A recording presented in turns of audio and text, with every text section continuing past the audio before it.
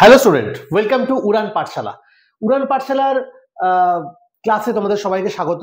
আজকে class number 8। তোমরা নিশ্চয়ই উড়ান পাঠশালার সাথে যুক্ত হয়েছো সবাই, এবং তোমরা নিশ্চয়ই অ্যাপ্লিকেশনটা ডাউনলোড করেছো, যেখান থেকে তোমরা সমস্ত মক টেস্ট, সমস্ত রেকর্ডেড ক্লাস, প্র্যাকটিস সেট সমস্ত কিছু দিতে পারবে। তো যদি যারা এখনো পর্যন্ত করোনি তারা করে নাও এবং পড়াশোনা শুরু করো। আশা করি তোমরা অনেকটাই এগিয়ে গেছো নিজের পড়াশোনার বা লক্ষ্যের দিকে। তো চলো আজকে শুরু করি আমরা ক্লাস নাম্বার 8। সেখানে আমরা কিছু আজকে গ্রামার তো দেখবই, তার সাথে আমরা সাহিত্যের ইতিহাস পোর্শন নিয়ে আলোচনা করব।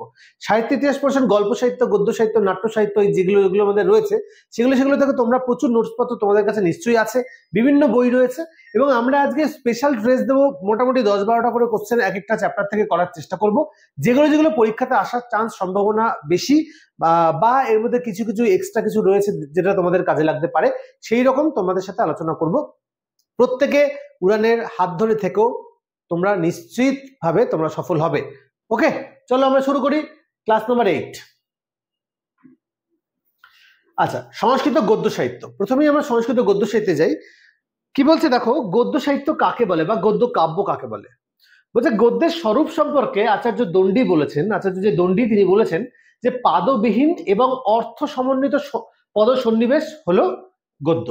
পদ সন্নিবেশ, এখানে একটু মিস্টেক রয়েছে, মানে বানানে মিস্টেক রয়েছে, একটু দেখে তোমরা বুঝতে পারছো, এটা অ্যাড হয়ে গেছে। সন্নিবেশী হলো গদ্য সাহিত্য, ঠিক আছে। তাহলে গদ্যের স্বরূপ কি বলেছেন তিনি, যে পাদবিহীন এবং অর্থ সমন্বিত পদ সন্নিবেশ। কিছু পদ যার অর্থ রয়েছে এবং পাদবিহীন, পাদবিহীন মানে হচ্ছে ছন্দ ছাড়া আর কি, পাদবিহীন এবং অর্থ সমন্বিত পদ সন্নিবেশী হলো গদ্য, মানে গল্পের আকারে যেটা রচিত রয়েছে সেটাই হচ্ছে গদ্য। গদ্য কাব্যের কয়েকটি বিভাগ কি কি, কয়টি বিভাগ ও কি কি? গদ্য কাব্যের কয়টি বিভাগ? দেখো, গদ্য কাব্যের 2টি বিভাগ আমরা সবাই জানি, কথা এবং আখ্যায়িকা। তাহলে একটা হচ্ছে কথা আর একটা হচ্ছে আখ্যায়িকা। কথা কি? কল্পিত কাহিনী নিয়ে লেখা কাব্য হলো কথা। কল্পিত কাহিনী নিয়ে লেখা কাব্য হলো কথা, মানে যেটা আমরা কল্পনা করি, কল্পনা করে করে আমরা লিখেছি, সেই রকম কাহিনীকে বলা হয় কথা। যেমন বাণভট্টের কাদম্বরী। তাহলে এই বাণভট্টের কাদম্বরী হচ্ছে একটা কল্পিত কাহিনী, যেটা সত্যতা নেই। আখ্যায়িকা কি? আখ্যায়িকা হলো সত্য কাহিনী নিয়ে লেখা হলো আখ্যায়িকা, মানে বিভিন্ন ঘটনা যেটা সত্যিকারে ঘটেছে সেই রকম সত্য ঘটনা থেকে তুলে নিয়ে, বাস্তবে থেকে তুলে নিয়ে যে গল্প লেখা হয়েছে সেটাকে বলা হয় আখ্যায়িকা। যেমন আমরা দেখি না যে বিভিন্ন সিনেমা তৈরি হয় দেখবে সত্য ঘটনা অবলম্বনে, সেটা কাসাব হতে পারে বা বিভিন্ন ক্রিকেটারের লাইফ হতে পারে, বিভিন্ন সত্যি ঘটনাকে নিয়ে যে কাব্য রচনা হয় সেটাকে বলা হয় আখ্যায়িকা শ্রেণীর গদ্য কাব্য। আর কথা হচ্ছে বিভিন্ন লৌকিক কাহিনী বা কথামূলক বা গল্প বা কাল্পনিক কাহিনীকে নিয়ে যেটা তৈরি হয় সেটা হচ্ছে কথা, আমরা জানি। তাহলে আখ্যায়িকার একটা উদাহরণ কি, দণ্ডির দশকুমার চরিতম। দণ্ডির দশকুমার চরিতম হচ্ছে আখ্যায়িকা শ্রেণীর গদ্য কাব্য। তাহলে এখান থেকে কি কি আমরা জানতে পারলাম, কথা কাকে বলে এবং আখ্যায়িকা কাকে বলে। কথা হচ্ছে কল্পিত কাহিনী, আখ্যায়িকা হলো সত্য ঘটনা অবলম্বনে। কথা কি বলছে, বাণভট্টের কাদম্বরী হচ্ছে একটা কথা সাহিত্য, আর হচ্ছে আখ্যায়িকা হলো দশকুমার চরিত, কার? দণ্ডির দশকুমার চরিত। বোঝা গেছে? চলো আমরা নেক্সট স্লাইডে যাব। বলছে যে বাণভট্ট কোন সময়ের কবি এবং তার লেখা গ্রন্থগুলি কি কি। বাণভট্ট কোন সময়ের কবি এবং তার লেখা গ্রন্থগুলি কি কি? দেখো, বাণভট্ট 7ম শতাব্দীর কবি, মাথায় রাখবে 7ম শতাব্দীর কবি বাণভট্ট। তার লেখা গদ্যকাব্য 2টি, একটা হচ্ছে হর্ষচরিত, যেটা আখ্যায়িকা শ্রেণীর গদ্যকাব্য। আমরা দেখলাম কি আখ্যায়িকা, যেটা সত্যি ঘটনা অবলম্বনে রচিত, এবং কাদম্বরী, যেটা কথা শ্রেণীর গদ্যকাব্য। এটাও আমরা একটু আগে দেখলাম, ঠিক আছে। তাহলে একটা হচ্ছে কাদম্বরী, একটা হচ্ছে হর্ষচরিত। তাহলে বাণভট্ট যে দুটি লিখেছেন, একটা হচ্ছে বাণভট্টের কাদম্বরী এবং বাণভট্টের হর্ষচরিত। এখানে হর্ষচরিত কিন্তু হর্ষবর্ধন বা হর্ষদেব, হর্ষবর্ধন বা হর্ষদেব, এটা মাথায় রাখবে। চলো নেক্সট, কাদম্বরী গদ্যের নামকরণ কি করে হলো? কাদম্বরী গদ্যের নামকরণ কি করে হলো? কাদম্বরী কথার অর্থ হচ্ছে সুরা। খুব ভালো একটা প্রশ্ন। কাদম্বরী কথার অর্থ হচ্ছে সুরা। তো সুরার মাদকতা, মানুষ আনন্দে বিভোর। সুরার মাদকতায় মানুষ আনন্দে বিভোর হয়, মানে সুরা পান করার পর মানুষ বিভোর হয়ে থাকে, তার সমস্ত টেনশন রিলিফ হয়ে যায়, আনন্দে আত্মহারা হয়ে যায়, কি বলছে কি করছে তার খেয়াল থাকে না। ঠিক তেমনি কাদম্বরীর রসামৃত পান করে পাঠক সমাজ আনন্দে আত্মহারা হয়ে যায়। ঠিক তেমনি কাদম্বরী এই গল্প গ্রন্থ তারা যখন পাঠ করবে সেই পাঠের যে আনন্দ, সেই যে পাঠের মধ্যে যে রসটা রয়েছে, সেই রস পান করে তারা কিন্তু আনন্দে আত্মহারা হয়ে যায়, যে এত সুন্দর একটা কাব্য আমি পড়লাম, এত সুন্দর একটা কাহিনী আমি পড়লাম, সেই আনন্দে কিন্তু তারা আত্মহারা হয়ে যায়। সেই জন্য কাদম্বরীকে সুরা বলা হয়েছে। সুরা যেমন নেশা তৈরি করে, ঠিক তেমনি এই কাদম্বরীর যে গদ্য কাব্য সেটাও কিন্তু মানুষের মধ্যে বা পাঠক মনে একটা নেশার সঞ্চার করে, যা পাঠ করলে তারা আনন্দে আত্মহারা হয়ে যায়। কারা? না পাঠক সমাজ। সেই কারণেই বলা হয়েছে কাদম্বরী রসজ্ঞানা মাহারমপি ন রোচতে, মানে কাদম্বরী পাঠ করলে কি হয়, দেখবে কেউ যদি সুরা পান করে বা কেউ যদি নেশা করে, তার খিদে পায় না, কখন খেতে হবে, কখন স্নান করতে হবে, কিচ্ছু খেয়াল থাকে না, শুধু ওই নেশার ঘরেই তারা থাকে, ঘরে থাকে। ঠিক তেমনি বলছে যে কাদম্বরী রসজ্ঞানাম আহারমপি ন রোচতে, যে কাদম্বরীর রস যে পান করবে, কাদম্বরী পাঠ করে সেই রস যে পান করবে, তার না আহারমপি, রসজ্ঞান পাঠ করলে তার আহার নিদ্রা সবকিছু চলে যায়, তাহলে তার খিদে পায় না, আহারে তার রুচি হয় না, খেতে ইচ্ছে করে না। খুব সুন্দর একটা লাইন, কাদম্বরী রসজ্ঞানাম আহারমপি ন রোচতে। ঠিক আছে, এটা মাথায় রাখবে। নেক্সট চলে যাব কাদম্বরী রচনার কয়েকটি গঠন। কাদম্বরী যে রচনা তার কয়টি গঠন। কাদম্বরী গদ্যকাব্যের দুটি ভাগ, সেগুলি হলো কি, একটা পূর্ব ভাগ, একটা উত্তর ভাগ। একটা হচ্ছে পূর্ব ভাগ, দ্বিতীয়টা হচ্ছে উত্তর ভাগ। এই পূর্ব ভাগের মধ্যে আবার কতগুলি ভাগ রয়েছে, যেমন ধরো কথা মুখম এবং সুখ পাখির আত্মকথা এবং কাদম্বরীর মূল্য। মানে পূর্ব ভাগটাকে তিনটে ভাগে তৈরি করেছে, তিনটে ভাগে তৈরি করেছে। একটা হচ্ছে কথা মুখম, একটা সুখ পাখির আত্মকথা এবং একটা কাদম্বরীর মূল্য। এই তিনটে নিয়ে গঠিত হয়েছে পূর্ব ভাগ। আর উত্তর ভাগ কি হয়েছে, বাণভট্টের মৃত্যুর পর তার পুত্র ভূষণ ভট্ট বা পুলিন্দ, এটা কিন্তু একটা ইম্পর্টেন্ট কোশ্চেন, পরীক্ষায় এসেছিল আগে, আবারও আসতে পারে। বাণভট্টের পুত্রকে, তাহলে বাণভট্টের পুত্র ভূষণ ভট্ট বা পুলিন্দ। আবার এইভাবে প্রশ্ন আসতে পারে যে ভূষণ ভট্টের অপর নাম কি, তাহলে ভূষণ ভট্টের অপর নাম হচ্ছে পুলিন্দ। ঠিক আছে, এখান থেকে কতগুলো কোশ্চেন হলো, পুলিন্দের অপর নাম ভূষণ ভট্ট, ভূষণ ভট্টের অপর নাম পুলিন্দ, এবং তারা দুজনে একই ব্যক্তি, এবং তাদের পিতার নাম হচ্ছে বাণভট্ট। ওকে, আচ্ছা, তিনি উত্তর ভাগটা লেখেন, তাহলে উত্তর ভাগটা কে লেখেন, বাণভট্টের পুত্র ভূষণ ভট্ট বা পুলিন্দ, তিনি তার উত্তর ভাগটা লেখেন। ওকে, চলো কাদম্বরীর উৎস। গুণাঢ্যের পৈশাচী ভাষায় লেখা বড্ড কহা বা বৃহৎ কথা। পৈশাচী প্রাকৃত, পৈশাচী ভাষায়। আচ্ছা, পৈশাচী কথাটা কোথা থেকে এসছে?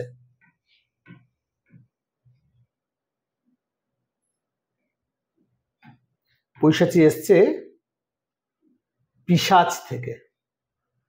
এখানে পিশাচ বলতে কোনো অলৌকিক আত্মা নয়। দেখবে পৈশাচী প্রাকৃত বলা হয়, আবার বলা হয় লৌকিক সংস্কৃত। রামায়ণ কোন ভাষায় রচিত? লৌকিক সংস্কৃত ভাষায় রচিত। তো এই দুটোর মধ্যে একটু পার্থক্য একটু আমি বলে দিই। দেখো এখানে আমি একটু লিখি লৌকিক সংস্কৃত, তাহলে বুঝতে সুবিধা হবে তোমাদের দুটো।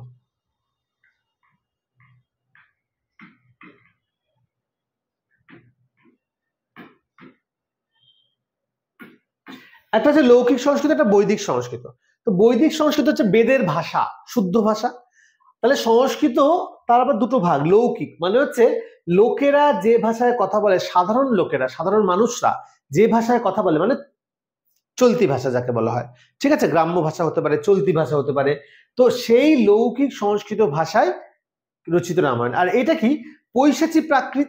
পৈশাচী মানে প্রাকৃত এমনি একটা নিম্ন শ্রেণীর ভাষা, মানে তুলনায় নিম্ন শ্রেণীর ভাষা, কিন্তু সেটার মধ্যে আবার পৈশাচী মানে হচ্ছে পিশাচেরা যে ভাষায় কথা বলে। পিশাচ মানে কি, যে সাধারণ মানুষরা। এখানে পিশাচ বলতে খারাপ কিছু বলা হয়নি, যে সাধারণ মানুষ বা নিম্ন শ্রেণীর মানুষেরা, প্রাকৃতের মধ্যে যারা প্রাকৃত ভাষায় কথা বলে, তার মধ্যে যারা আবার নিম্ন শ্রেণীর মানুষ রয়েছে, তারা যে ভাষায় কথা বলে সেটাকে বলা হচ্ছে পৈশাচী প্রাকৃত ভাষা। ঠিক আছে, যেমন দেখো না এখানেই গুণাঢ্যের পৈশাচী ভাষায় লেখা বড্ড কহা বা বৃহৎ কথা।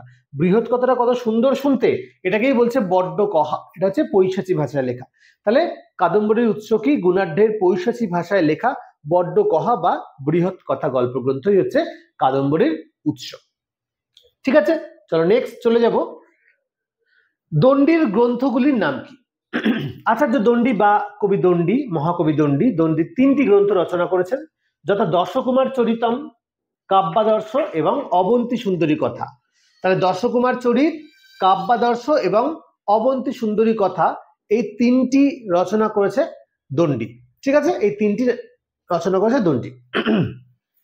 কেউ কেউ বলেন ছন্দবিচিতি এবং দ্বিসন্ধান কাব্য দণ্ডীর লেখা। এটা একটা মতান্তর রয়েছে, মানে এই তিনটে ফিক্সড, কিন্তু এটা কেউ কেউ বলেন যে তার রচনা। ঠিক আছে, এটা মাথায় রাখবে। ছন্দবিচিতি এবং দ্বিসন্ধান কাব্য কার লেখা বলে মনে করা হয়? দণ্ডীর লেখা বলে মনে করা হয়। অপশন দেখে উত্তর দিতে হবে। তোমরা অপশন দেখবে কি রয়েছে, যদি অন্য কিছু না থাকে, এগুলো থাকে, তাহলে এগুলো তো তোমরা টিক দেবে, আর যদি অন্য কিছু থাকবে না, এগুলোই থাকবে। সাধারণত এগুলোকে বলা হয় বা মনে করা হয়। আর বাকি তো দর্শকুমার চরিত, কাব্যাদর্শ এবং অবন্তী সুন্দরীর কথা তো রয়েছে। নেক্সট, সংস্কৃত শ্লেষ কাব্য, ভেরি ভেরি ইম্পর্টেন্ট। দেখো, শ্লেষ কাব্য, শ্লেষ কথার অর্থ কি?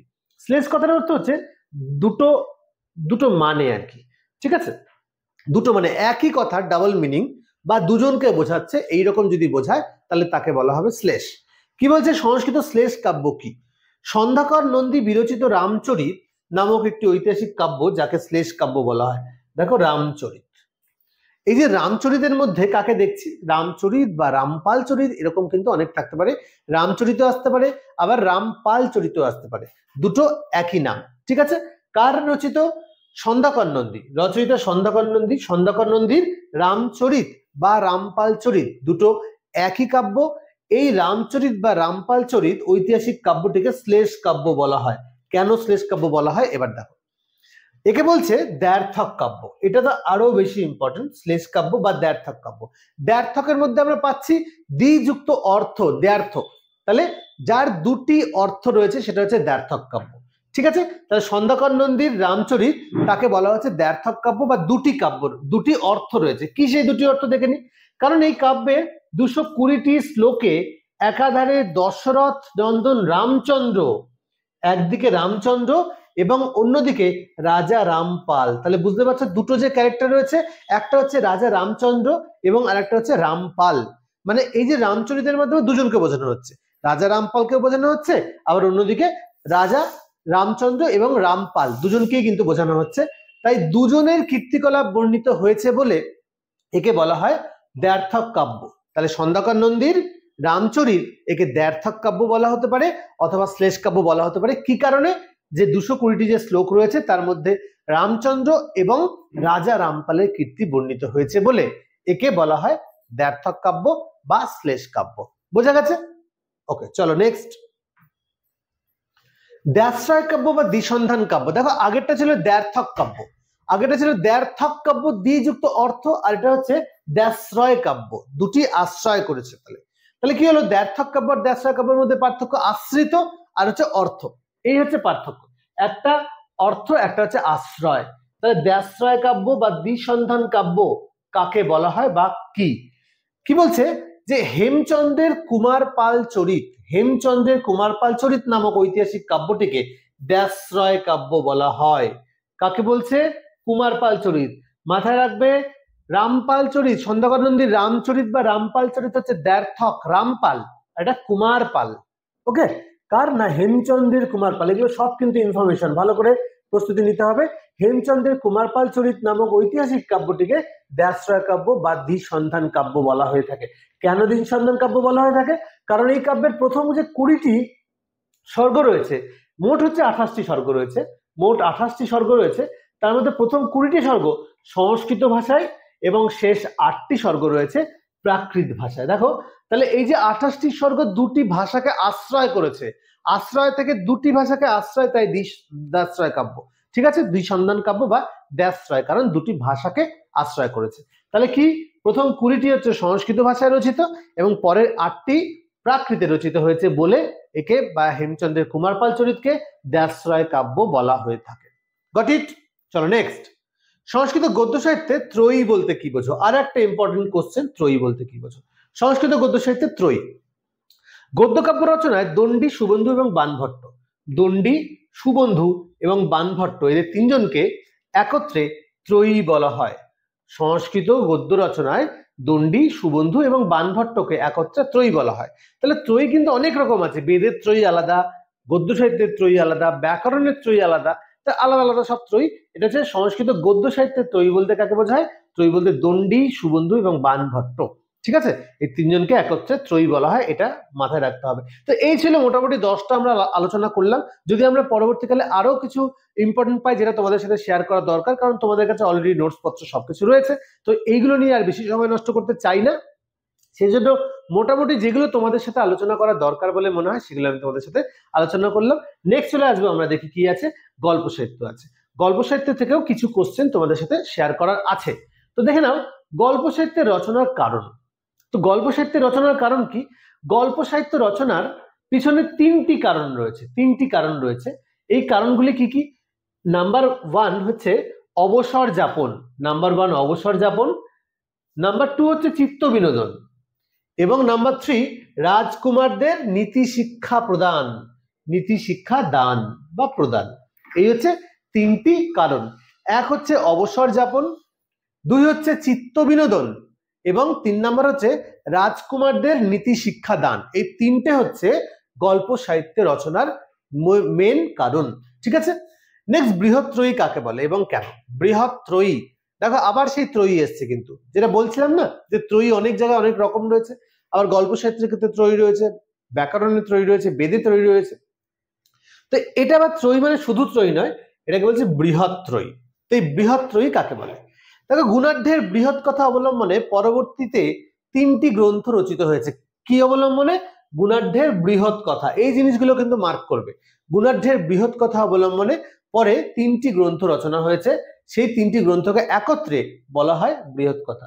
তাহলে গুণাঢ্যের বৃহৎ কথা অবলম্বনে 3টি গ্রন্থ রচিত হয়েছে, যে 3টিকে একত্রে বলা হয় বৃহৎ কথা। সেগুলি কি কি? নাম্বার 1 বুদ্ধস্বামী রচিত বৃহৎ কথা শ্লোক সংগ্রহ, বৃহৎ কথা শ্লোক সংগ্রহ, ক্ষেমেন্দ্র রচিত বৃহৎ কথা মঞ্জরি, এবং কাশ্মীরি ব্রাহ্মণ সোমদেব রচিত কথা সরিৎ সাগর। তাহলে আরেকবার একটু বলে দিই ভালো করে, কি কি সেগুলি? বুদ্ধস্বামী রচিত বৃহৎ কথা শ্লোক সংগ্রহ, ক্ষেমেন্দ্র রচিত বৃহৎ কথা মঞ্জরি, এবং সোমদেবের কথা সরিৎ সাগর। এই তিনটেকে একত্রে বলা হয় বৃহত্ত্রয়ী। যদি বলা হয় বৃহত্ত্রয়ী কেন নামকরণ হয়েছে? কারণ বৃহৎ কথা, গুণাঢ্যের বৃহৎ কথা অবলম্বনে রচিত বলে এর অপর নাম বৃহত্ত্রয়ী হয়েছে। ওকে, চলো নেক্সট যাব। গল্প সাহিত্যের উৎস। গল্প সাহিত্যের উৎস কি? গল্প সাহিত্য আমরা কোথা থেকে পাই? অ্যাকচুয়ালি গল্প সাহিত্য কোথা থেকে পাই দেখে নি। আমরা গল্প সাহিত্য পাই বেদ থেকে, ব্রাহ্মণ থেকে, উপনিষদ থেকে, এবং পুরাণ থেকে, আরো ইত্যাদি ইত্যাদি। সেগুলো কি? রামায়ণ, মহাভারত, গুণাঢ্যের বৃহৎ কথা ইত্যাদি। তাহলে এই এতগুলো থেকে আমাদের গল্পের তো কিছু ডেটা চাই, সেই ডেটাগুলো কোথা থেকে পাবো আমরা? বেদ, ব্রাহ্মণ, উপনিষদ, পুরাণ, রামায়ণ, মহাভারত, গুণাঢ্যের বৃহৎ কথা, এখানে প্রচুর পরিমাণে গল্প রয়েছে। সেই গল্পগুলোকে নিয়েই কিন্তু এই গল্প সাহিত্যটার উদ্ভব হয়েছে। ওকে, চলো তারপর পঞ্চতন্ত্রের নামকরণ। পঞ্চতন্ত্রে 5টি তন্ত্র রয়েছে বলে রচয়িতা বিষ্ণু শর্মা। তাহলে পঞ্চতন্ত্রের রচয়িতাকে বিষ্ণু শর্মা কি করেছেন? পঞ্চতন্ত্র এই নামকরণটি করেছেন। তাহলে পঞ্চতন্ত্রের নামকরণ, পঞ্চতন্ত্রে 5টি তন্ত্র রয়েছে বলে রচয়িতা বিষ্ণু শর্মা পঞ্চতন্ত্র নামক নামকরণ করেছেন। তন্ত্রগুলি কি কি? এই 5টি তন্ত্র কি কি দেখে নাও। 5টি তন্ত্র। নাম্বার 1 মিত্রভেদ, যার মধ্যে 24টি গল্প আছে। আচ্ছা, এগুলো কিন্তু পরীক্ষাতে আসতে পারে যে মিত্রভেদে কটি গল্প সমন্বয়ে রচিত? 24টি গল্প রয়েছে। ঠিক আছে, এগুলো কিন্তু একটু পড়ে রাখতে হবে ভালো করে। তাহলে মিত্রভেদে 24টি গল্প রয়েছে। আমরা অর্থগুলোও বলে দিয়েছি, মানে মিত্রভেদের অর্থ কি। দেখো, মিত্রভেদের অর্থ হচ্ছে বন্ধু বিচ্ছেদ, মানে বন্ধু বিচ্ছেদমূলক যত সব ঘটনা বা কাহিনী, সেগুলো এই মিত্রভেদে দেওয়া হয়। হ্যাঁ, মানে এই পঞ্চতন্ত্র না অ্যাকচুয়ালি কি হয়, বাচ্চাদের পড়ানোর জন্য। এবং এখানে প্রত্যেকটা গল্পের সাথে একটা নীতি কথা কিন্তু লাস্টে রয়েছে, জিস, ঠিক আছে, নীতি বাক্য, যাতে বাচ্চাদেরকে শিক্ষা দেওয়া যায় যে তোমরা এটা করো না, এটা করলে কিন্তু এই গল্পের মতো পরিণতি হবে। বোঝা গেছে? তাহলে এই যে নীতি গল্প, এই নীতি গল্পটার যে ভাগগুলো রয়েছে পঞ্চতন্ত্রের মিত্রভেদ, মানে এই 24টি গল্পের মধ্যে বন্ধুত্ব বিচ্ছেদের গল্প রয়েছে, যে এই করলে বন্ধুত্ব বিচ্ছেদ। তার মানে এখান থেকে আমরা শিক্ষা নেবো যে আমি বন্ধুত্ব বিচ্ছেদ করতে চাই না, তাহলে এই কাজগুলো করা যাবে না, বন্ধু বিচ্ছেদ। তারপরে এই তন্ত্রে কি দেখানো হয়েছে? সাম, দান, ভেদ ও দণ্ডনীতি বিষয়ক যে রাজনীতির উপায় চতুষ্টয়, সাম, দান, ভেদ, দণ্ড, এই বিষয়ে রাজনীতির কথা উল্লেখ আছে। কোথায়? না মিত্রভেদে। চলে আসবে এবার মিত্র প্রাপ্তি। এখানে আছে 6টি গল্প মাত্র। মিত্র প্রাপ্তি আমরা বুঝতেই পাচ্ছি বন্ধুত্ব লাভের কাহিনী রয়েছে, যে কি করলে বন্ধু ফিরে পাবো সেই রকম কাহিনী রয়েছে মিত্র প্রাপ্তিতে। নেক্সট হচ্ছে কাকলুকীয়। কাকলুকীয় দেখো এটার মধ্যে কাক এবং উলুক, দেখো এখানে লিখেও দিয়েছি মনে হয় আমি, আচ্ছা না হ্যাঁ দেখো কাক এবং উলুক, উলুক মানে হচ্ছে পেঁচা। দেখবে আমি ভারতের একটা কাককে নিয়ে আর আমেরিকার একটা পেঁচাকে নিয়ে যদি আমি আফ্রিকায় গিয়ে ছেড়ে দিই, তারা মারামারি করবে।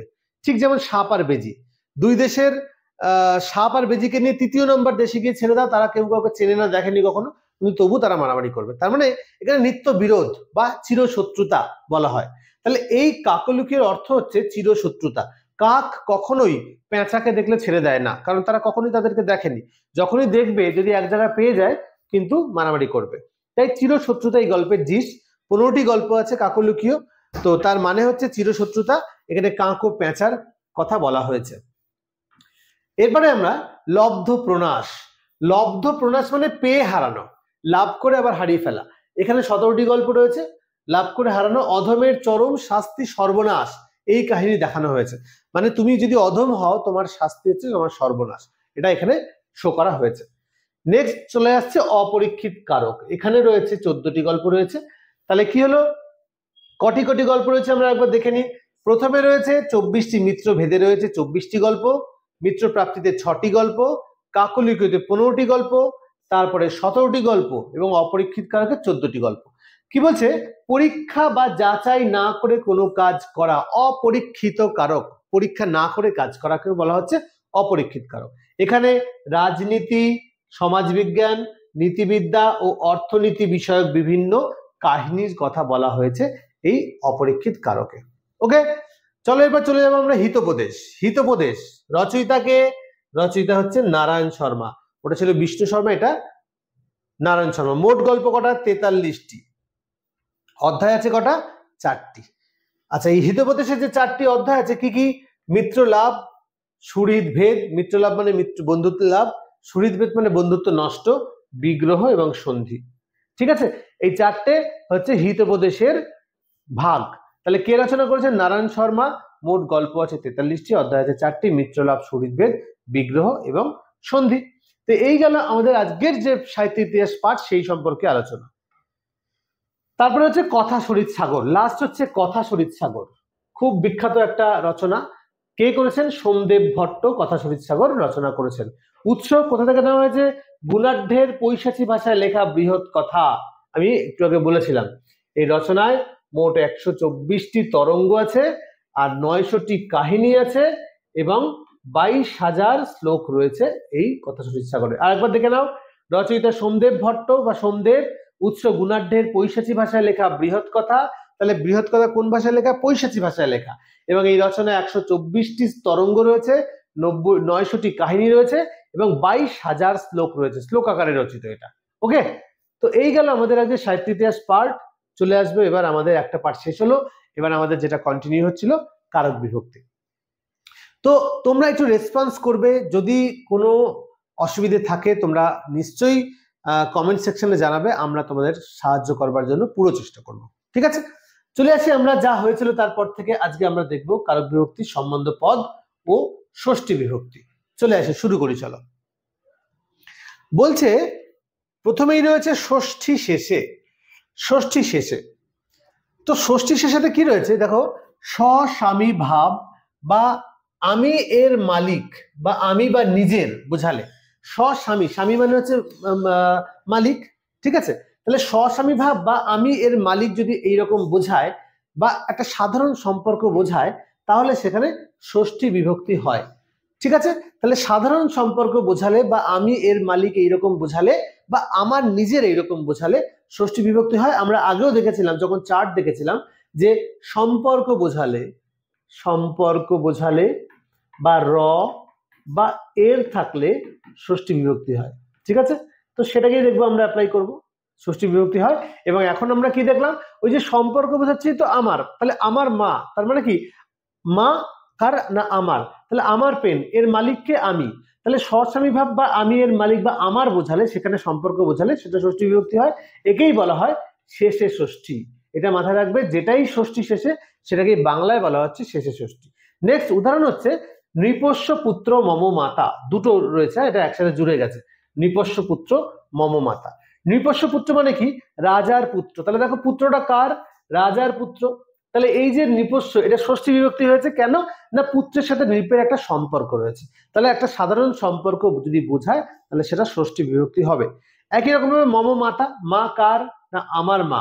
তাহলে এখানে মায়ের যে মালিক, মালিক মানে ইন দ্য সেন্স যে মা শুধু আমার, আর কারণ নয় আর কি।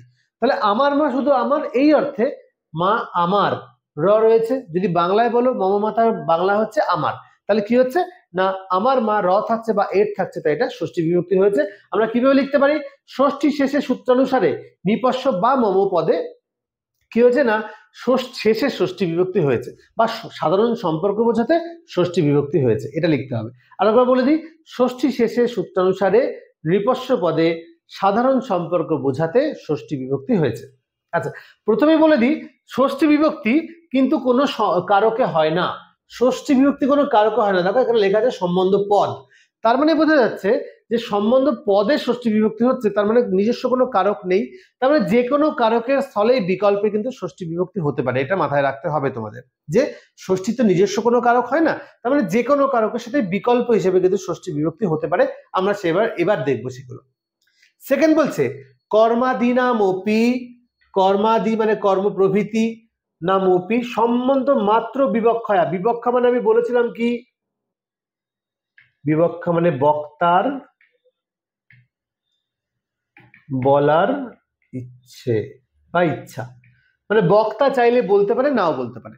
তাহলে কর্মাদিনামপি সম্বন্ধ মাত্র বিবক্ষয়া ষষ্ঠী এব, এটাকে বাংলা হয় ষষ্ঠী এব, যেটাকে বাংলায় বলছে শেষ বিবক্ষায় ষষ্ঠী, ওই সেই বিবক্ষা মানে যেখানে ষষ্ঠী হয়নি কিন্তু আমি দেখতে পাচ্ছি যে সেখানে একটা সাধারণ সম্পর্ক রয়েছে, তাহলে সেই সাধারণ সম্পর্কের উপর বেস করে আমি সেটাকে বিকল্পে ষষ্ঠী বিভক্তি করতে পারি।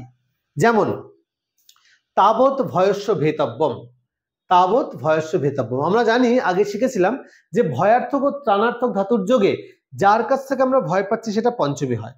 তাহলে তাবৎ ভয়স্য ভেতব্যম, দেখো এখানে হয় যে ভয়াত ভেতব্যম হওয়া উচিত ছিল, তাই না? ভয়াত ভেতব্যম হওয়া উচিত ছিল, কিন্তু এখানে কি দেখছে যে এই যে ভয় পাচ্ছি, ভয়ার্থক কিছুর থেকে আমরা ভয় পাচ্ছি, তাহলে ভয়ার্থক কিছুর সাথে ভয় পাওয়ার একটা সম্পর্ক আছে। ধরো আমি বললাম আমি বাঘ থেকে ভয় পাচ্ছি, তাহলে বাঘের সাথে ভয়ের একটা সম্পর্ক আছে।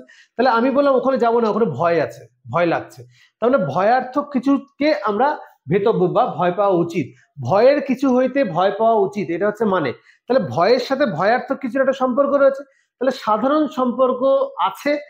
তার মানে এখানে কি হচ্ছে তাবৎ ভয়স্য ভেতব্য মানে ভয়ার্থক কিছু হইতে ভয় পাওয়া উচিত, তাহলে ভয়ার্থক কিছু হইতে অপাদান হওয়া উচিত, কিন্তু ভয়ার্থক কিছুর সাথে ভয়ের একটা সম্পর্ক আছে বলে অপাদান হওয়া সত্ত্বেও বিকল্পে এখানে ষষ্ঠী বিভক্তি করেছে।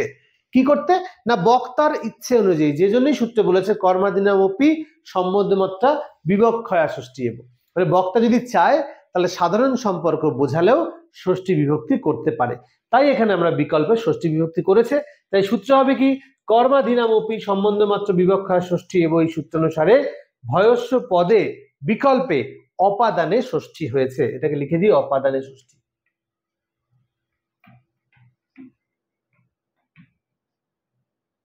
অপাদানে ষষ্ঠী বিভক্তি হলো। নেক্সট সুহিতার্থে, এটাকে সূত্র বলা যাবে না, এটা একটা স্পেশাল নিয়ম। সুহিতার্থে বলছে যে তৃপ, এখানে লেখা নেই আমি লিখে দিই তৃপ ধাতু, তৃপ মানে হচ্ছে তৃপ্তি পাওয়া, তৃপ ধাতু থাকবে, তৃপ ধাতুর যোগে, যদি তৃপ ধাতু থাকে বাক্যের মধ্যে, যদি তৃপ ধাতু থাকে তাহলে তৃপ ধাতুর যোগে করণে বিকল্পে ষষ্ঠী বিভক্তি হতে পারে। যেহেতু বলে দিয়েছিলাম যে ষষ্ঠী বিভক্তি যে কোনো কারকের জায়গায় বিকল্পে বসতে পারে। তো দেখো আমি একটা উদাহরণ দিয়ে বলি, সেটা হচ্ছে সুহিতার্থে তৃপ ধাতুর যোগে, সুহিতার্থে এই নিয়ম অনুসারে তৃপ ধাতুর যোগে বিকল্পে করণে ষষ্ঠী বিভক্তি হতে পারে। যেমন ধরো অগ্নি কাষ্ঠই ন তৃপ্যতি, এখানে একটা উদাহরণ দেওয়া হয়েছে অগ্নি কাষ্ঠই ন তৃপ্যতি, মানে নর্মালি কাষ্ঠ শব্দের তিনের তিন, নরেন নরব্যম নরই, তাহলে আগুন কাঠের দ্বারা কখনো তৃপ্ত হয় না। দেখো কাঠের দ্বারা তৃপ্ত হয় না, এই যে তৃপ্ত ব্যাপারটা কি, কাকে বলে তৃপ্ত, এই বিষয়টাকে বুঝতে হবে যে কাঠের দ্বারা তৃপ্ত হয় না মানে কাঠ দিলে তো পুড়ে যাবে। তা দেখো ধরো আমি খুব খেতে ভালোবাসি, কোনো একটা পার্টিকুলার আমি একটা জিনিস খেতে ভালোবাসি, হয়তো আমরা বিয়ে বাড়িতে গেলে আমাদের লক্ষ্য থাকে ইলিশ মাছটা আছে নাকি বা মাটন আছে নাকি আমরা আগে দেখি, তাই তো? কেউ না দেখো, আমি অন্তত দেখি। তো সেখানে কি হচ্ছে, যখনই দেখবো মাটন রয়েছে তখনই আমরা এদিকে কম কম খাবার খেতে থাকি, যে ওটার প্রতি আমার টার্গেট থাকে, তাই না? যে ওটাকে আমাকে বেশি করে খেতে হবে, এরকম একটা টার্গেট থাকে। তো দেখো এরকম তুমি কারোর বাড়িতে গিয়েছো, বন্ধুর বাড়িতে গিয়েছো, তো বন্ধু মাটন করেছে, তো তোমার একটা আগ্রহ রয়েছে, আজকে মাটন খাবো, বেশ অনেকদিন পর আজকে মাটন দিয়ে ভাত টাত খাবো।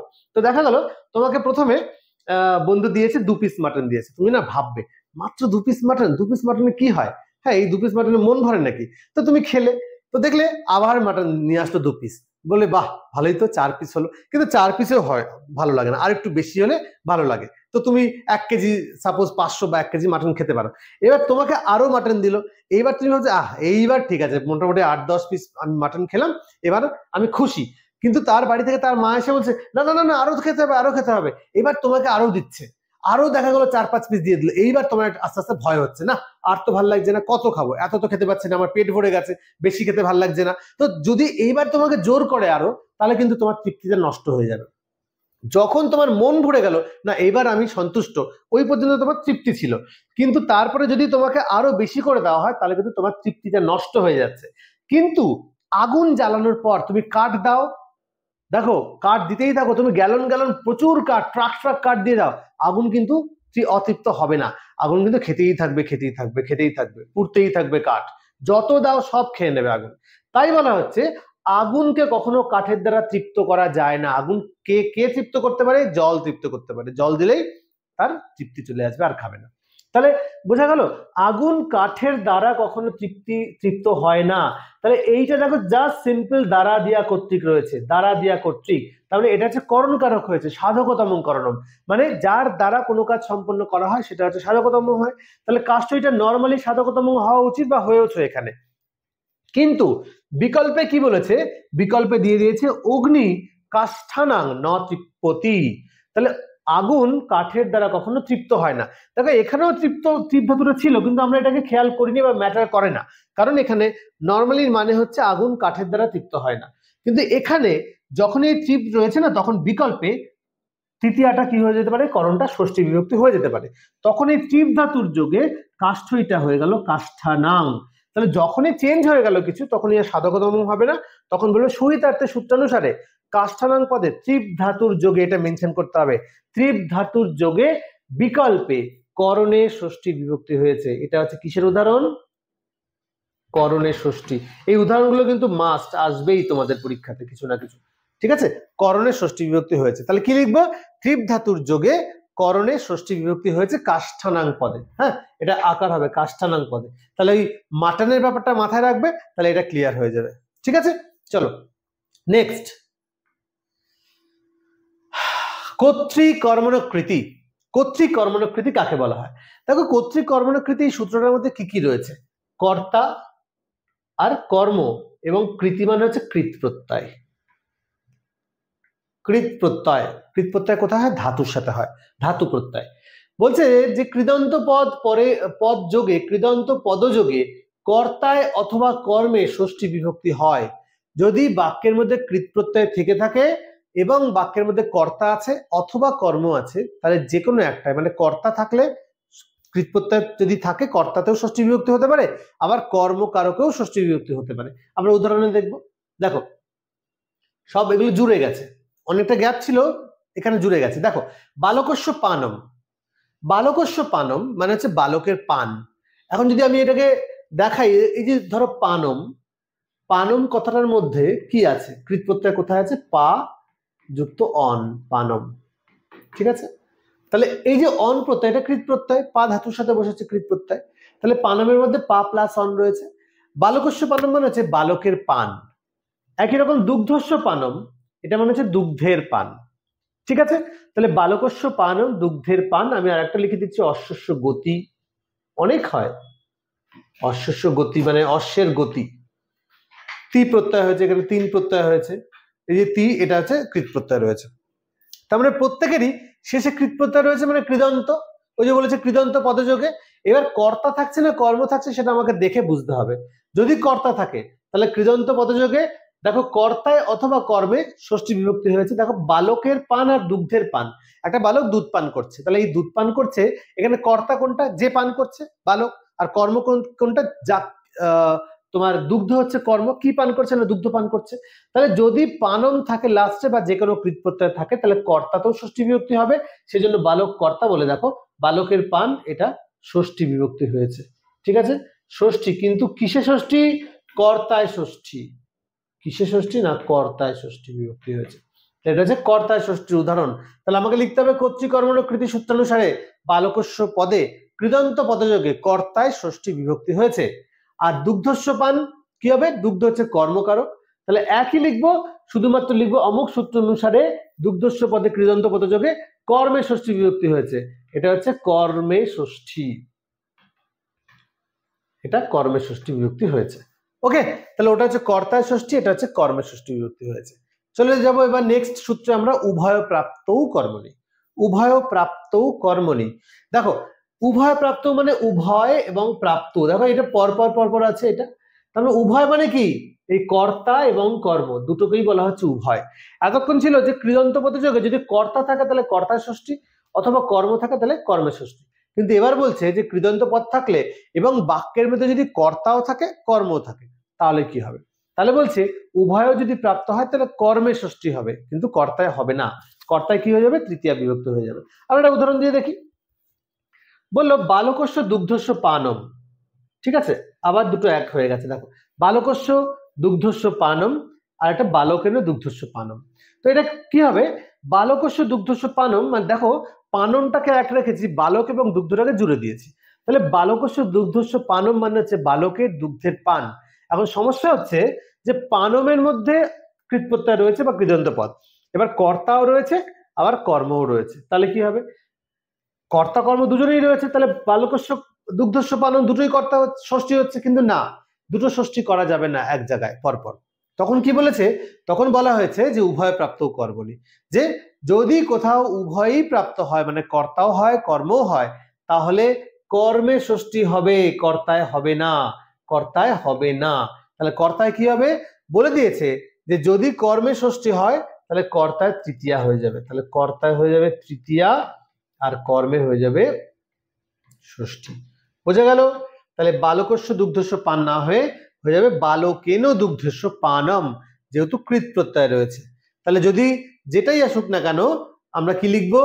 যে উভয় প্রাপ্ত কর্মণি সূত্রানুসারে কৃদন্ত পদযোগে উভয় প্রাপ্ত হওয়ায় বা কর্মকর্তা প্রাপ্ত হওয়ায় কর্মে কি হয়েছে? না বিকল্পে ষষ্ঠী বিভক্তি হয়েছে। ক্লিয়ার? চলো নেক্সট সূত্র হচ্ছে কৃত্তানাং কর্তরিবা। কৃত্তানাং কর্তরিবা, দেখো এখানে রয়েছে কৃত্ত, কৃত্যটা প্রত্যয় এবং কর্তা। কৃত্য প্রত্যয় অর্থাৎ তব্য অনিয় নজ যৎ কপ, এই পাঁচটি তব্য অনিয় নজ যৎ কপ, এই পাঁচটি প্রত্যয়কে একসাথে কৃত্য প্রত্যয় বলা হয়। কেন বলা হয় কৃত্য প্রত্যয় সেটা আমরা অন্য সময় দেখব, যে কৃত্য প্রত্যয় কেন বলা হয়। তাও আমি বলে দিই যে এই পাঁচটা শব্দ যে প্রত্যয় রয়েছে, কৃত প্রত্যয়ের মধ্যে পাঁচটা এমন প্রত্যয় রয়েছে যাদের প্রত্যেকের শেষে দেখো জ রয়েছে। দেখো তব্য, যে জ উন্তস্থ জফলা, অনিয়ত উন্তস্থ, সংস্কৃত উন্তস্থ আর জ একই। তারপরে নতেও দেখো খণ্ডেত লোপ পেলে পড়ে থাকবে জ, যতেও তাই খণ্ডেত লোপ পেলে জ, আর কপেও তাই পয় হসন্ত লোপ পেয়ে পড়ে থাকবে জ। তাহলে কৃত প্রত্যয়ের মধ্যে এই পাঁচটা এমন প্রত্যয় তব্য অনিয় নজ যৎ কপ, এই পাঁচটারই শেষে জ রয়েছে, তাই কি হয়েছে? কৃত প্লাস জ, তাহলে হয়ে যাবে কৃত্য। এই জন্য এই পাঁচটা প্রত্যয়কে বলা হয় কৃত্য প্রত্যয়। এগুলো যে টেকনিক্যাল কোশ্চেন, এগুলো ইন্টারভিউতে জিজ্ঞেস করতে পারে, ঠিক আছে, খুবই ইম্পর্টেন্ট জিনিস। তাহলে বলছে যে এই পাঁচটি কৃত্য প্রত্যয় যদি থাকে তাহলে কর্তায় বিকল্পে ষষ্ঠী বিভক্তি হয়, কর্তায় বিকল্পে ষষ্ঠী বিভক্তি হয়। দেখো এখানে কি বলেছে? ময়া ইদং কর্তব্যম, ময়া ইদং কর্তব্যম, মানে ময়া মানে কি আমার দ্বারা এটা করা উচিত, নর্মালি এটা করণ হয়েছে আমার দ্বারা, কর্তৃকর্ণ তৃতীয়া হয়েছে, এটা কর্তৃকর্ণ তৃতীয়া, তাই তৃতীয়া, মানে আমি এটা করব। বাচ্চা যখনই চেঞ্জ করে দিলাম তখন বলছি যে আমার দ্বারা এটা করা উচিত, তাহলে ময়া ইদং কর্তব্য। কিন্তু এই যে কর্তব্য এর মধ্যে কৃত্য প্রত্যয় রয়েছে, তব্য প্রত্যয় রয়েছে, তাই তব্য প্রত্যয় থাকার জন্য ময়াটা বিকল্পে ষষ্ঠী বিভক্তি হতে পারে, এটা ষষ্ঠী বিভক্তি হয়ে গেল, মম ইদং কর্তব্য হয়ে গেল। কিসের জন্য? না কৃত্য প্রত্যয়ের জন্য। তাহলে এটা কি করে তৈরি করতে হবে? এখানে কি কি হয়েছে? কৃত্য প্রত্যয় হয়েছে এবং কি প্রত্যয় হয়েছে? তব্য প্রত্যয় হয়েছে। তাই বিকল্পে কি হয়েছে না করণের ষষ্ঠী বিভক্তি হয়েছে। এটাও কিন্তু সেই করণের ষষ্ঠী বিভক্তি হয়েছে। তাহলে কি হলো? কৃত্য প্রত্যয়ের যোগে ময়া ইদং কর্তব্যমটা মম ইদং কর্তব্যম হয়েছে। তাহলে দুটোই পরীক্ষায় আসতে পারে। যদি ময়া থাকে তাহলে কর্তৃকর্ণ তৃতীয়া হবে, আর যদি মম থাকে তাহলে কৃত্যানাং কর্তরিবা সূত্র অনুসারে কৃত্য প্রত্যয়ের যোগে মম পদে বিকল্পে ষষ্ঠী বিভক্তি হয়েছে, করণের ষষ্ঠী বিভক্তি হয়েছে। ঠিক আছে, চলো নেক্সট। তস্য চ বর্তমানে, দেখো এই আর একটা খুব ইম্পর্টেন্ট একটা সূত্র রয়েছে, তস্য চ বর্তমানে। তস্য, দেখো তস্য মানে হচ্ছে ত প্রত্যয়, কয় তয় ত প্রত্যয়। অ্যাকচুয়ালি আমরা জানি যে ত প্রত্যয় ত তবতু, হ্যাঁ, এই প্রত্যয়গুলো অতীতকালে হয়। ত তবতু প্রত্যয় অতীতকালে হয়। তো এখানে বলছে কিন্তু তস্য চ বর্তমানে, বর্তমান কালেও কখনো কখনো ত প্রত্যয় হয়। কখন কখন হয় সেটা দেখবো। সেটা বলেছে মতি, বুদ্ধি এবং পূজা। মতি, বুদ্ধি, পূজার থেব্যস্ত, এটা একটা সূত্র, হ্যাঁ, এইটার আন্ডারে সাব সূত্র। তো বলছে মতি, বুদ্ধি, পূজার থেব্যস্ত মানে মতি, বুদ্ধি এবং পূজার্থক ধাতু থাকলে বর্তমান কালে ত প্রত্যয় হয়। বর্তমান কালে ত প্রত্যয় হয় কাকে বলে? মতি, বুদ্ধি, পূজার্থেব্যস্ত মানে মতি, বুদ্ধি এবং পূজার্থক ধাতু থাকলে বর্তমান কালে ত প্রত্যয় হয়ে থাকে। যেমন বিদ্যান সর্বেষাং পূজিত, দেখো বিদ্যান সর্বেষাং পূজিত মানে বিদ্যান সকলের দ্বারা পূজিত। বিদ্যান সর্বত্র মানে সকলের দ্বারা পূজিত, তাহলে সকলের দ্বারা পূজিত হয়, তার মানে এখানে তৃতীয়া হওয়া উচিত ছিল, কিন্তু এই পূজিত, তাই তো? পূজিত মানে কি? এগুলোকে বলা হয় চিরন্তন সত্য। বিদ্যান আগেও পূজিত হতো, এখনো পূজিত হয়, পরবর্তীকালেও পূজিত হবে, তার মানে এটা নিত্য বর্তমান। কিন্তু বর্তমান কালে তো তপ্রত্যয় হয় না, কিন্তু এখানে হবে, যেহেতু পুজ ধাতু রয়েছে সেই জন্য বর্তমান কালে তপ্রত্যয় হবে, সেই জন্য ষষ্ঠী বিভক্তি হয়েছে বর্তমান কালে। ঠিক আছে, তপ্রত্যয়ের যোগে এটা কি হয়েছে না সকলের দ্বারা করণ হওয়া উচিত ছিল, কিন্তু এটা ষষ্ঠী বিভক্তি হয়েছে। তাহলে কিসের জন্য? না পুজ ধাতুর জন্য। এটা এতদ মম মতম, দেখো এটাও তাই, এটা আমার মত বর্তমান কাল, এবং দেখো মতম ম ত ত প্রত্যয় হয়েছে এখানে কিসের জন্য? না মতি বোঝাতে কিন্তু এখানে ত প্রত্যয় হয়েছে এবং ময়াটা মম হয়ে গেছে। ঠিক আছে, চলো নেক্সট। ষষ্ঠ ত্যসর্থ প্রত্যয়ন, এই সূত্রটার মধ্যে কিছু কিছু প্রত্যয় আছে। যেমন ধরো ষষ্ঠী প্রত্যয় হয়, এটাকে বাংলা হয় ষষ্ঠী প্রত্যয় হয় অতস, অৎসুচ, উষি, অস্তাতি, এই সমস্ত প্রত্যয়ের জন্য ষষ্ঠী বিভক্তি হয়। কি কি প্রত্যয় আছে? অৎসুচ প্রত্যয়, অস্তাতি প্রত্যয়, উষি প্রত্যয় ইত্যাদি প্রত্যয় যোগে ষষ্ঠী বিভক্তি হয়। ঠিক আছে, ষষ্ঠী বিভক্তি হয়, এটা প্রত্যয় না, এটা বিভক্তি হয়। দেখো যেমন ধরো অৎসুচ প্রত্যয়ে ত বিসর্গ থাকে, অস্তাতিতে থাকে অস্তাত, আর উষিতে থাকে বিসর্গ। ঠিক আছে, মানে এই সমস্ত প্রত্যয় থেকে আমরা এইগুলো পড়ে থাকে। তো কিভাবে? আমরা একটা উদাহরণ দিয়ে বুঝে নিই।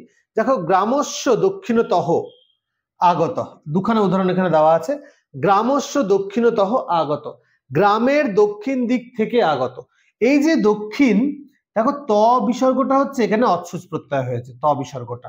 এই ত বিসর্গ মানে অৎসুচ প্রত্যয়টা কি অর্থে ইউজ হয়? এটা হচ্ছে অপাদান অর্থে ইউজ হয়। যেমন ধরো আমি বলতে পারি যে আমি কলকাতা থেকে এসেছি, আমি মুম্বাই থেকে এসেছি, আমি দিল্লি থেকে এসেছি।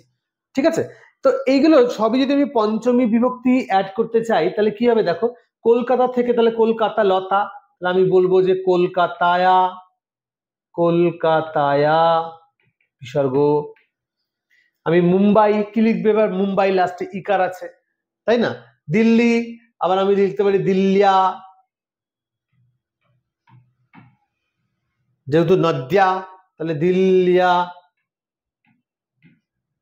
আচ্ছা, আবার বললাম আমি বর্ধমান থেকে এসেছি, তখন কি হবে?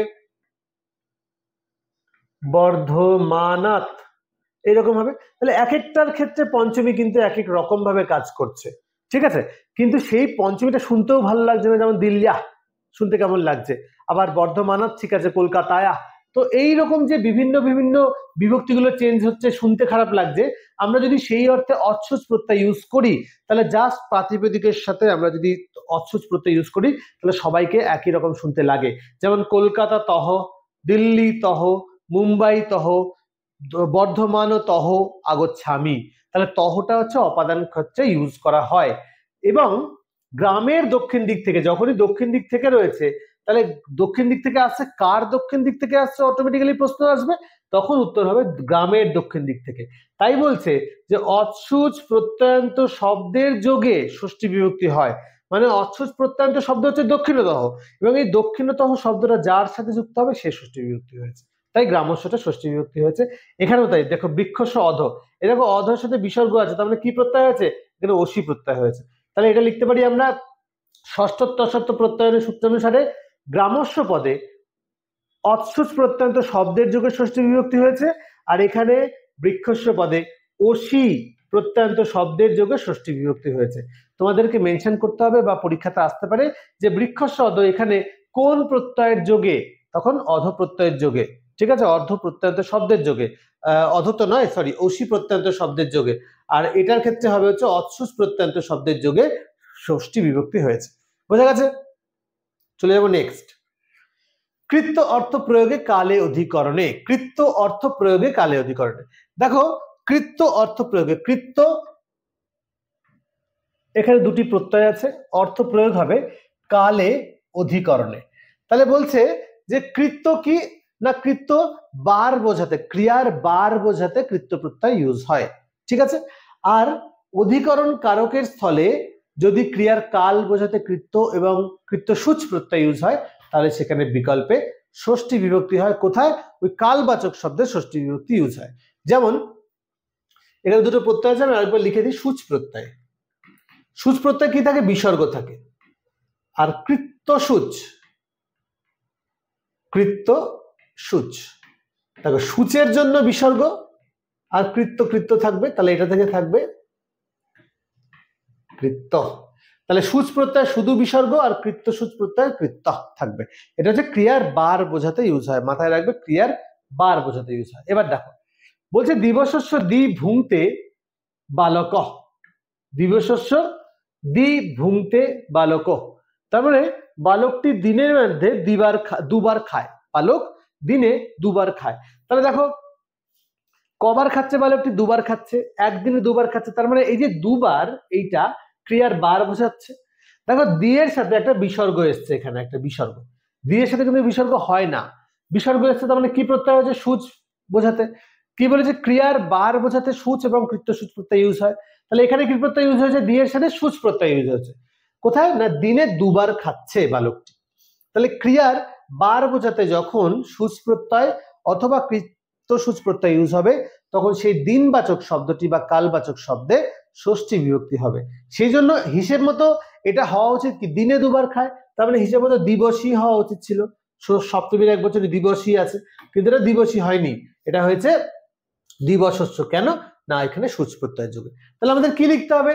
কৃত্য অর্থ প্রয়োগে কালে অধিকরণম সূত্রানুসারে সূচ প্রত্যয়ের যোগে দিবশস্য পদে ষষ্ঠী বিভক্তি হয়েছে, বিকল্প ষষ্ঠী বা অধিকরণের ষষ্ঠী। এই যে বলেছে না যে কালে অধিকরণম, তা দেখো দিবসী তো অধিকরণ কারক, দিনের বেলা এটা অধিকরণ কারক সময়, তাহলে অধিকরণে ষষ্ঠী। তাহলে আমরা এটাকে কি বলতে পারি?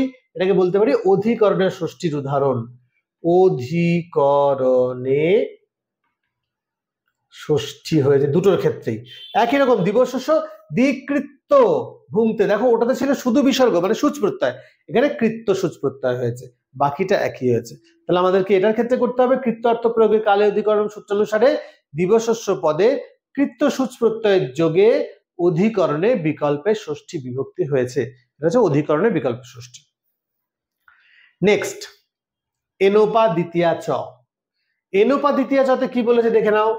এনপ একটা প্রত্যয়, এনপ প্রত্যয় থেকে কি থাকে? এন থাকে, এবং এই এনপ প্রত্যয়টা না দিকবাচক শব্দের সাথে ইউজ হয়, মাথায় রাখবে, দিকবাচক শব্দের সাথে এনপ প্রত্যয়টা যুক্ত হয়, এবং এই এনপ প্রত্যয় শব্দ এই দিকবাচক শব্দের সাথে বসে বলে দিয়েছি। তারপরে এনপ প্রত্যয়ের যোগে বিকল্পে দ্বিতীয়া বিভক্তি হয়, এনপ প্রত্যয়ের যোগে বিকল্পে দ্বিতীয়া বিভক্তি হয়। দেখো গ্রামস্য গ্রামং বা উত্তরণে বৃক্ষবাটিকা, আমরা বলি যে গ্রামের উত্তর দিকে গাছ বৃক্ষ রয়েছে, মানে ট্রি হাউস রয়েছে, তাহলে গ্রামের দক্ষিণ দিক থেকে তাহলে হিসেব মতো তো গ্রামের গ্রামস্য হওয়া উচিত, কিন্তু যেহেতু উত্তর শব্দের সঙ্গে এন রয়েছে না, সেই জন্য বিকল্পে কি হয়ে গেল? গ্রামস্যর সাথে গ্রামং হতে পারে, দ্বিতীয়া বিভক্তি হয়ে গেল। তাহলে এটা কি না গ্রামস্য গ্রামং বা উত্তরেরও বৃক্ষ বাটিকা, যেটাই আসুক সূত্র হচ্ছে এনোপা দ্বিতীয়া ছ সূত্র অনুসারে এনপ প্রত্যয়ের যোগে বিকল্পে দ্বিতীয়া বিভক্তি হয়েছে। তাহলে এটাও তাই সম্বন্ধে দ্বিতীয়া বিভক্তি হয়েছে। বোঝা গেছে? এটা সোজা। নেক্সট, আচ্ছা, তো আমাদের কি হলো ষষ্ঠী থেকে কিন্তু মোটামুটি একটা সূত্রই ছিল, মেন যে সূত্র ছিল একটাই, এর বাইরে ষষ্ঠী নিষেধ আছে, সেটা আমাদের ক্ষেত্রে খুব একটা কাজে লাগবে না। মেনলি এই ষষ্ঠী থেকে কিন্তু প্রতিটা সূত্র প্রতিটা উদাহরণ কিন্তু ইম্পর্টেন্ট, যেহেতু এটা বিকল্পে হয়। তার মানে তোমাদের ক্ষেত্রে কিন্তু এই বিকল্পগুলো বেশি দেবে যে কোন জায়গায় কোনটা হবে। এবং এখান থেকে আরেকটা যেটা বেশি আসে সেটা হচ্ছে এরার কারেকশন আসে। এরার কারেকশন বা আমাদের অশুদ্ধি সংশোধন আছে, দিয়ে দেবে একটা, সেখান থেকে আরেকটা হচ্ছে, কেন হচ্ছে সেটা তোমাকে কিন্তু মেনশন করতে হবে। বোঝা গেছে? তাহলে সেই জায়গাটা কিন্তু ভালো করে দেখতে হবে। ষষ্ঠী বিভক্তি বা সম্বন্ধ পদ এটা ভালো করে খেয়াল করতে হবে। যে কটা সূত্র আছে সব কটা সূত্র সব কটা উদাহরণ কিন্তু বারে বারে তোমাদেরকে ফলো করতে হবে। ঠিক আছে, চলো এরপরের ক্লাসে আমরা নতুন আরেকটা যেটা লাস্ট রয়েছে অধিকরণ কারকের সপ্তমী, সেটা নিয়ে আসবো। তার সাথে আমরা আরো কিছু সাহিত্য ইতিহাস পাঠ নিয়ে আসবো এবং একটা ভালো ক্লাস তোমাদের দেওয়া হবে, সেটা হচ্ছে যেটা আমরা আগের দিন বলেছিলাম অনুবাদের ক্লাস। একটা অনুবাদের উপর একটা খুব ইন্টারেস্টিং একটা ক্লাস তোমরা পাবে। তো স্টে টিউন, দেখতে থাকো। অবশ্যই অন্যকে শেয়ার করে দাও, এই ক্লাসের কথা বলে দাও, তোমরা উড়ানের কথা বলো। হ্যাঁ, তার সাথে তোমরাও থাকো। লাইক শেয়ার কমেন্ট অবশ্যই করবে, ভালো লাগলে তো তোমরা সাবস্ক্রাইব করেই নেবে।